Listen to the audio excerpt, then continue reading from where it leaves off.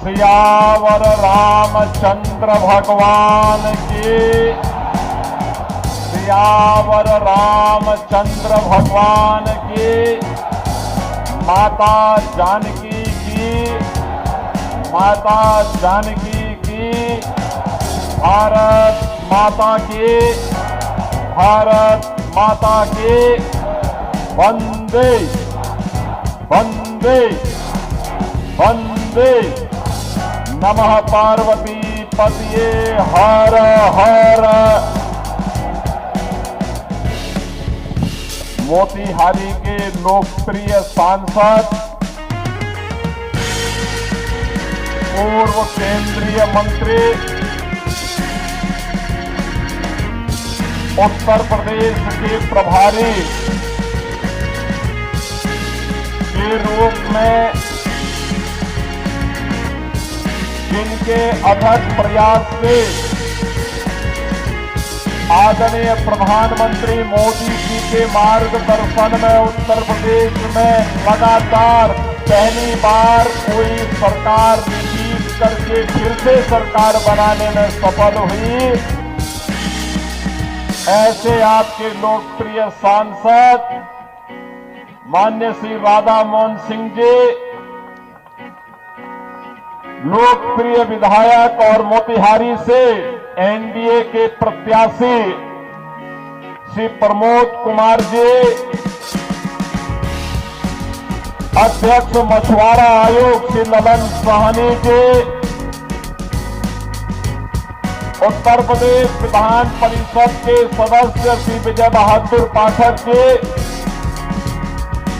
उप महापौर डॉक्टर लाल बाबू प्रसाद जी, सुविख्यात चिकित्सक डॉक्टर आशुतोष शरण जी, प्रदेश महासचिव जदयू श्री दीपक पटेल जी, पूर्व प्रदेश अध्यक्ष किसान मोर्चा सर्वलेश कुमार सिंह जी, संयोजक प्रकाश आस्थाना जी, प्रदेश अध्यक्ष राष्ट्रीय लोक मोर्चा डॉक्टर दीपक कुमार कुशवाहा जी, जिलाध्यक्ष जदयू श्रीमती मंजू देवी जी, Bharatiya Janata party JDU, LJP और एनडीए के सभी सहयोगी दलों के पदाधिकारीगण भारी संख्या में मोतिहारी के मेरे सभी उपस्थित बहन और भाइयों, इस पावन धरा को, इस पावन धरा ने मां जानकी को शरण दिया हो, जिस पावन धरा ने मोहनचंद करमचंद गांधी को महात्मा गांधी की उपाधि से अलंकृत करके भारत को देश की आजादी के लिए एक महान योद्धा दिया हो, जो धरा सत्याग्रह की भी है और राष्ट्र की रक्षा करने के लिए शस्त्र के आग्रह से भी पीछे नहीं हटती है। ऐसी पावन धरा को कोटि कोटि नमन करते हुए मैं आप सबका हृदय से अभिनंदन करता हूं। बहन और भाइयों, बिहार विधानसभा का चुनाव चल रहा है।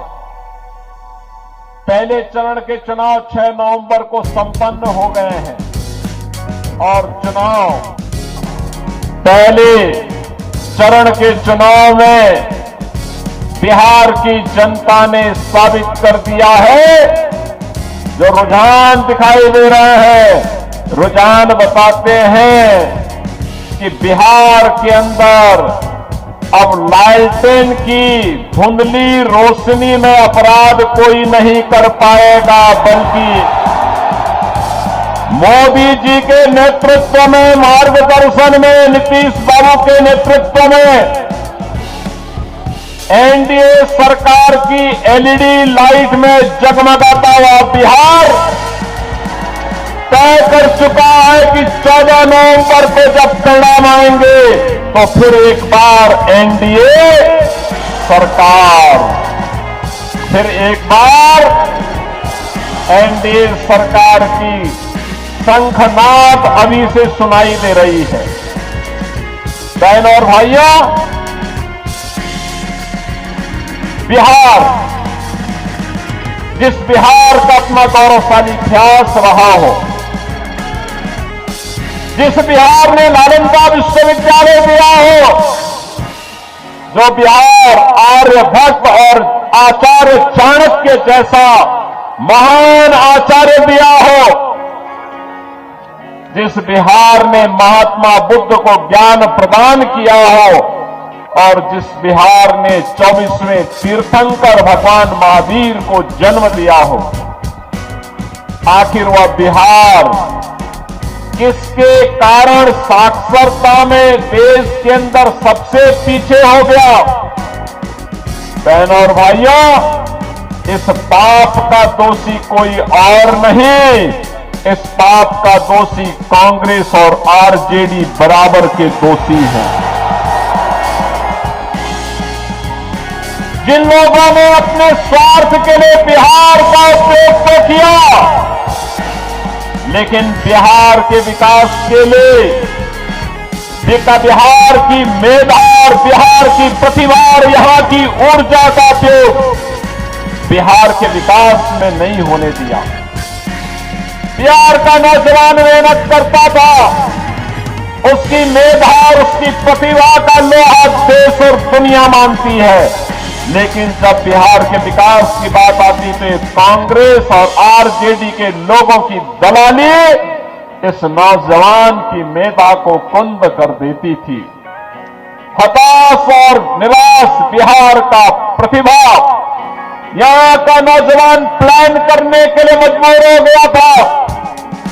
पिछले 20 वर्ष में एनडीए की सरकार में नीतीश बाबू के नेतृत्व में बिहार में सुशासन की आधारशिला सुदृढ़ हुई है।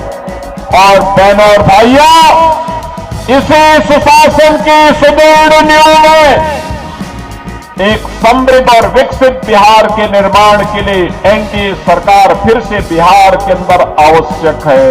और इसी के लिए आज मैं आपसे आह्वान करने के लिए आया हूं।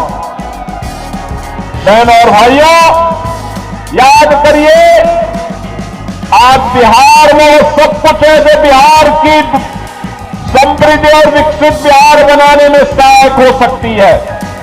रोड की कनेक्टिविटी है, रेलवे की कनेक्टिविटी है, एयर कनेक्टिविटी है,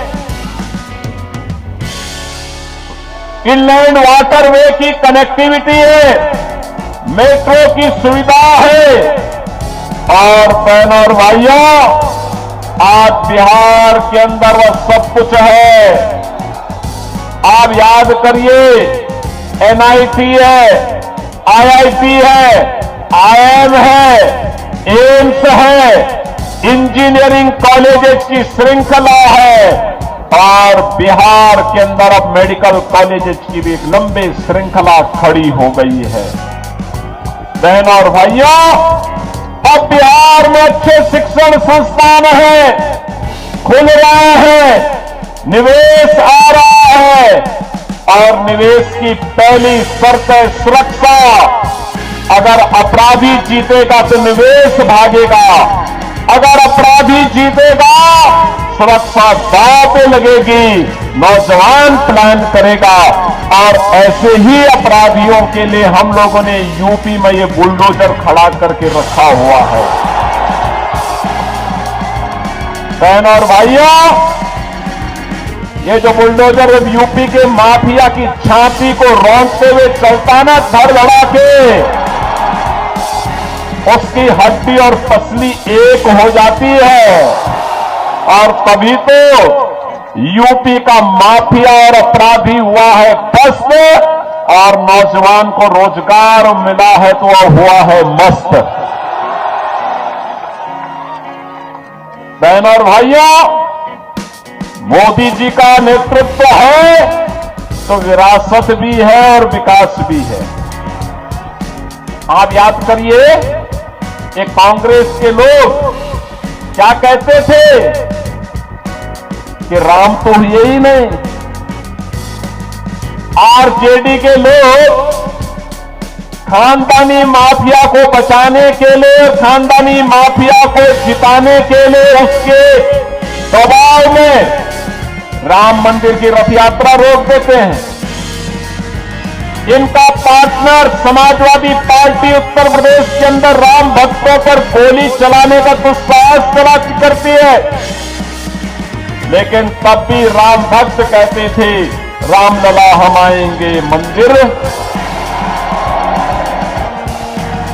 लाठी गोली खाएंगे मंदिर वहीं। और देखिए, मोदी जी के नेतृत्व में उत्तर प्रदेश में डबल इंजन की सरकार बनी। क्या एक कांग्रेस, आरजेडी या समाजवादी पार्टी भगवान राम के मंदिर के निर्माण को रोक पाई है क्या? आज अयोध्या में भगवान राम का मंदिर बन गया है ना, कोई संदेह है क्या? और देखो, अयोध्या में भगवान राम का मंदिर बना तो महर्षि वाल्मीकि जी के नाम पे इंटरनेशनल एयरपोर्ट भी अयोध्या में अब बन गया है।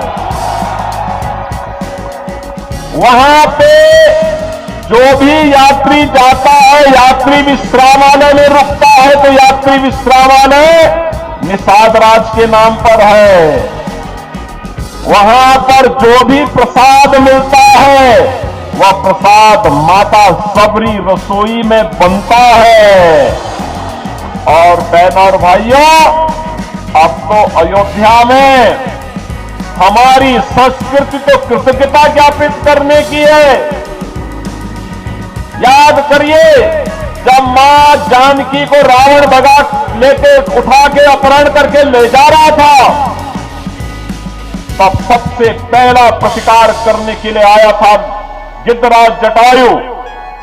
रावण से लड़ते लड़ते वीर गति को प्राप्त हुआ और अयोध्या में राम मंदिर परिसर में गिद्धराज जटायु की भी भव्य प्रतिमा की स्थापना हो गई है।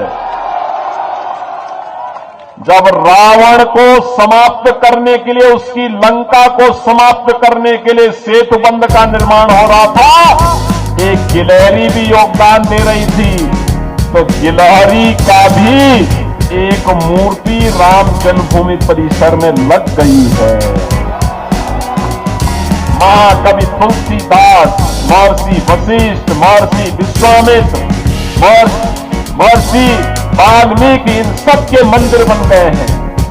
बहन और भाइयों, ये है भारत की परंपरा, कृतज्ञता ज्ञापित करने की परंपरा। और अयोध्या में राम मंदिर बनेगा तो सीतामढ़ी में मां जानकी का मंदिर भी ये एनडीए की सरकार बना रही है ना। और यही नहीं, राधा मोहन बाबू यूपी के प्रभारी थे तो इन्होंने कहा कि जब मंदिर बनेगा अयोध्या में तो अयोध्या से सीतामढ़ी को जोड़ने के लिए राम जानकी का मार्ग भी बनना चाहिए। 6155 करोड़ स्वीकृत, काम भी प्रारंभ हो गया है। और अब तो गोरखपुर से सिलीगुड़ी को जोड़ने के लिए जो एक नया एक्सप्रेस वे बन रहा है वह इसी मोतिहारी होते हुए जा रहा है। और यह एक इकोनॉमिक कॉरिडोर होगा, इकोनॉमिक कॉरिडोर। बहन और भाइयों, विकास ऐसे होता है। आप याद करिए ना, ये कांग्रेस और आरजेडी के समय में गरीब को कुछ नहीं मिलता था, न आवास, न राशन, न स्वास्थ्य की सुविधा, न रसोई गैस की कनेक्शन, कुछ भी नहीं मिलता था। मोदी जी के समय में पिछले 11 वर्ष में भारत दुनिया की बड़ी ताकत बना। आज भारत की तरफ कोई टेढ़ी नजरों से नहीं देख सकता। आज का भारत एक मजबूत भारत है, मजबूर नहीं। भारत अब दुश्मन को उसके ही मांग में घुस करके मारता है। अब मोदी जी ने कहा है ना, मार्च 2026 तक नक्सलवाद और माओवाद की कमर तोड़ के रख दी जाएगी। यानी नक्सलवाद और माओवाद इन सबके जहन्नुम जाने का टिकट पक्का।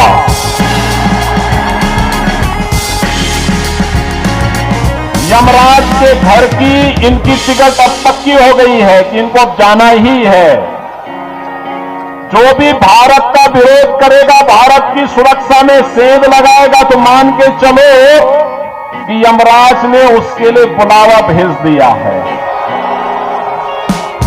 और मैं इसीलिए आपसे कहने के लिए आया हूं, मोदी जी के शासनकाल में 11 वर्ष में आप सोचो 80 करोड़ लोगों को फ्री में राशन, 50 करोड़ लोगों को 5 लाख रुपए प्रतिवर्ष मुफ्त में स्वास्थ्य के लिए कहीं भी जाइए। राशन आप मोतिहारी का कोई व्यक्ति मोतिहारी में कार्ड बनाया है, अगर उसकी मर्जी आई गोरखपुर में, उसकी मर्जी आई चेन्नई में, उसकी मर्जी आई जम्मू कश्मीर में, वो अपना राशन ले सकता है, कोई उसको मना नहीं कर सकता। One nation one ration card. ऐसे स्वास्थ्य बीमा के लिए भी आपकी मर्जी कहीं के भी है, लेकिन आपको पूरी सुरक्षा मिलेगी, कहीं कोई बाधा नहीं, कोई बाधा नहीं। सुरक्षा की पूरी गारंटी कोई दे रहा है। बहनों और भाइयों, यह एनडीए की सरकार दे रही है, मोदी जी के नेतृत्व में दे रही है। और यही कहने के लिए आज मैं आया आपसे, 46 करोड़ लोगों के आज आपने देखा होगा बैंक में खाते खुल गए। कांग्रेस आरजेडी के दलाली के सारे धंधे चौपट हो गए। अब ये दलाली नहीं कर सकते, क्योंकि गरीब का पैसा सीधे उसके खाते में पहुंचेगा। 12 करोड़ गरीबों को शौचालय दे दिया गया। 12 करोड़ अन्नदाता किसान, जब राधा मोहन बाबू कृषि मंत्री थे, 12 करोड़ किसानों को प्रधानमंत्री किसान सम्मान निधि का लाभ मिल गया। हर किसान के खाते में बिना कर कुछ कहे 6,000 रुपए सालाना उसके खाते में पहुंच जाता है। बहनों और भाइयों, याद करिए कांग्रेस के समय में एक रसोई गैस का कनेक्शन लेने में 50,000 रुपया देना पड़ता था, तब भी नहीं मिलता था। और जब कभी रसोई गैस समाप्त हो गई और पर्व और त्योहार है, मेहमान है, पता लगा कि घर में मालकिन तो रसोई बना रही है, घर का आदमी जाता था कहीं रसोई गैस का सिलेंडर लेने के लिए कि कहीं मिल जाए, इज्जत बचा रह जाए, और लाइन लगी है, रसोई गैस तो नहीं मिलती थी, वहां पुलिस की लाठी जरूर मिलती थी। और घर में खाली हाथ व्यक्ति आता था तो घर में बेलना की मार अलग से पड़ती थी। ये कांग्रेस के लोग थे, पुरुषों की हाल तो ऐसा बना दिए थे कि न घर का होता था न घाट का होता था। लेकिन मोदी जी ने 10 करोड़ परिवारों को फ्री में रसोई गैस कनेक्शन उपलब्ध करवा दी, और रसोई गैस जितनी जलानी है आप जलाइए, कहीं कोई समस्या नहीं। 4 करोड़ गरीबों के मकान बना दिए प्रधानमंत्री आवास योजना में। 3 करोड़ गरीबों के घर में बिजली के मुफ्त में कनेक्शन भी दिला दिए, यानी राशन फ्री, स्वास्थ्य फ्री, बिजली कनेक्शन फ्री, उज्ज्वला योजना का कनेक्शन फ्री, और पेयजल के लिए जल भी फ्री। बहनों और भाइयों, सरकार ऐसे ही है जो आपके साथ खड़ी हो सके, सुरक्षा भी दे सके, सुशासन का स्वाद भी चखा सके, विकास के माध्यम से रोजगार का सृजन भी कर सके। मैं नौजवानों से कहना चाहूंगा, जिन्होंने आरजेडी की अराजकता नहीं देखी है, वे अपने मां बाप से पूछें अराजकता क्या होती है। ये जातीय नरसंहार कैसे बिहार के अंदर आरजेडी के 15 वर्ष के कुशासन में हुई थी, हर व्यक्ति जानता है। अपहरण कैसे होता था, 7,000 से अधिक अपहरण।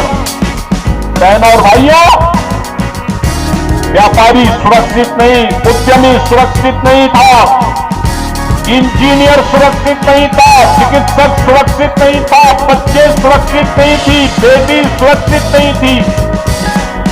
केवल आरजेडी का एक परिवार सुरक्षित था, बाकी पूरा बिहार असुरक्षित था। और इसीलिए मैं आप सबसे कहने के लिए आया हूं कि बहनों और भाइयों, हमें किसी ऐसे व्यक्ति को नहीं चुनना है, ऐसे अपराधी को नहीं चुनना है जो फिर से जंगल राज लेके आ जाए।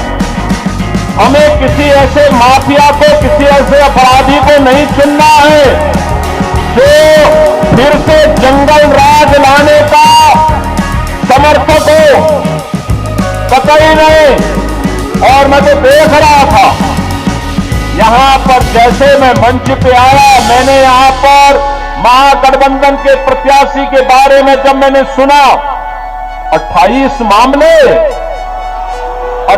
मामले और कोई ऐसी आईपीसी की धारा नहीं, बीएनएस की कोई धारा नहीं जिसमें उसके खिलाफ मामले न दर्ज हुए हों। क्या हत्या के प्रयास, क्या लूट, क्या छिनैती, क्या डकैती, क्या अपहरण, क्या बलवा, यानी कोई भी ऐसी धारा नहीं जिसमें उसने अपराध न किया हो। तो बहनों और भाइयों, इसकी जगह तो उत्तर प्रदेश में बहुत अच्छी हो सकती है।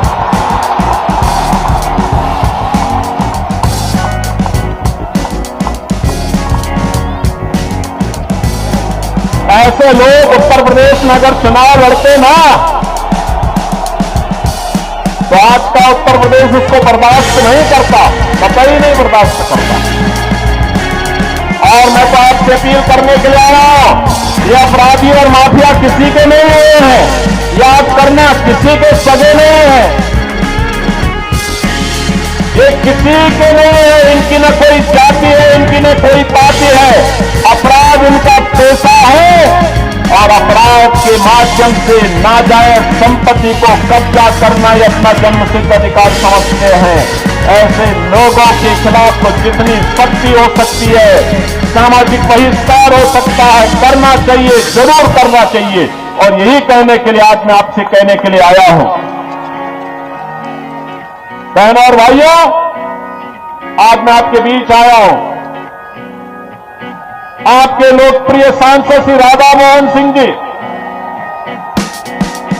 एक लंबे समय से आपको नेतृत्व दे रहे हैं। उन्होंने विकास कराया है, इस क्षेत्र को एक नई पहचान दी है। अपनी सरलता, सहजता, कर्मठता के कारण जाने जाते हैं और लगातार विकास के प्रति आग्रही रहे हैं। उन्होंने कहा कि आप एक बार जरूर आ जाइए। मैंने कहा मैं जरूर आऊंगा। आपने एक बार कह दिया जरूर आएंगे, आपके क्षेत्र में जरूर आऊंगा। और प्रमोद साहू के लिए मैं भी वहां पे अपील करने के लिए जरूर आऊंगा। आप प्रमोद कुमार जी को प्रत्याशी को, भाजपा के रहंदे के प्रत्याशी विजयी बना के भेजेंगे ना विधानसभा में, फिर से छठी बार भेजेंगे ना। ये रिकॉर्ड बनाना है, ये रिकॉर्ड बनाने के लिए तैयार है ना, तैयार है। तो आप सभी दोनों हाथ जाकर के थोड़ा अपना आशीर्वाद दीजिए। पीछे स्टेडियम में भी सीढ़ियों पर लोग बैठे हुए हैं, छतों के ऊपर खड़े हुए हैं सभी लोग। इधर उधर सबसे मैं कहूंगा, ये अपराधी और माफिया को फिर से विजयी नहीं बनने देना है। इसके लिए आपका आशीर्वाद प्रमोद कुमार जी के साथ है कि नहीं है ना? सभी लोग अपना समर्थन दे रहे हैं ना? आशीर्वाद देंगे ना? आशीर्वाद देकर के 11 नवंबर को भारी बहुमत से विजयी बना करके प्रमोद कुमार जी को भेजना है। भेजेंगे, सभी लोग भेजेंगे। दोनों हाथ करके मेरे साथ बोलेंगे भारत माता की जय, भारत माता की जय, भारत माता की जय, जय श्री राम, जय श्री राम, जय श्री राम, जय श्री राम, रामचंद्र की जय, भारत माता की जय। आगे की न्यूज के लिए वीडियो को लाइक कीजिए और चैनल को सब्सक्राइब कीजिए।